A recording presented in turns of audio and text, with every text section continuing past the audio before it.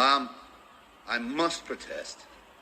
Last week, senior officers who work in this building issued a statement declaring they would not be investigating the unlawful Christmas party held in Downing Street last year. The statement claimed a criminal inquiry is not possible because there is, quote, an absence of evidence. Correct me if I'm wrong here, ma'am, but the whole purpose of a police inquiry is to gather evidence. But because your officers are unwilling to get off their backsides and find it, my team are bringing that evidence direct to Scotland Yard. First, though, for the benefit of the Metropolitan Police, let's remind ourselves what the rules were in December 2020. The law stated no person may participate in a gathering in the Tier 3 area which consists of 2 or more people and takes place in any indoor space. Government guidance was similarly clear. You must not have a work, Christmas lunch or party where that is primarily social activity. The day before the party, Scotland Yard shut down a wedding where 40 people were in attendance. The officers working in this building released a statement saying, quote, holding large gatherings could be the difference between life and death for someone else. London is in Tier 3. You must not mix inside with anyone who is not in your household or support bubble. Indeed, we also know the Met are currently prosecuting people for allegedly holding a party in Ilford on December the 18th, 2020, the same night that Number 10 staff and their guests knocked back wine and played party games until 2 a.m. Nobody denies an event took place at 10 Downing Street. The issue is a simple one. Was it, as Number 10 claims, a work meeting, or was it a party?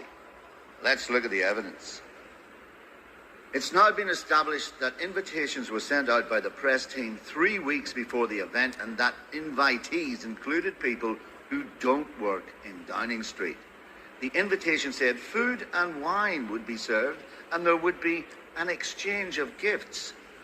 Some people wore Christmas jumpers to the event, while others brought secret Santa presents. According to one person who was there, you might call them a witness, quote, everyone was packed shoulder to shoulder. If it looks like a party, sounds like a party, stinks of booze and goes on till 2 a.m., it's an effing party. Now, I didn't float up the Lagan in a bubble, and neither did the British public. That is no work meeting. And of course, even Downing Street staff called the event a party.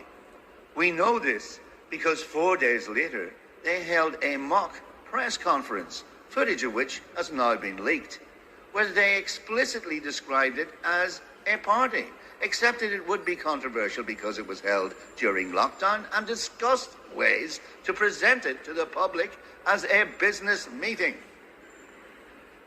Of course, if Metropolitan Police officers are worried about an absence of evidence that a party took place, they would do well to remember that the numerous people not employed at Number 10 who reportedly attended the party could only have gained access to it by coming to the gates of Downing Street and giving their names to a Metropolitan Police officer.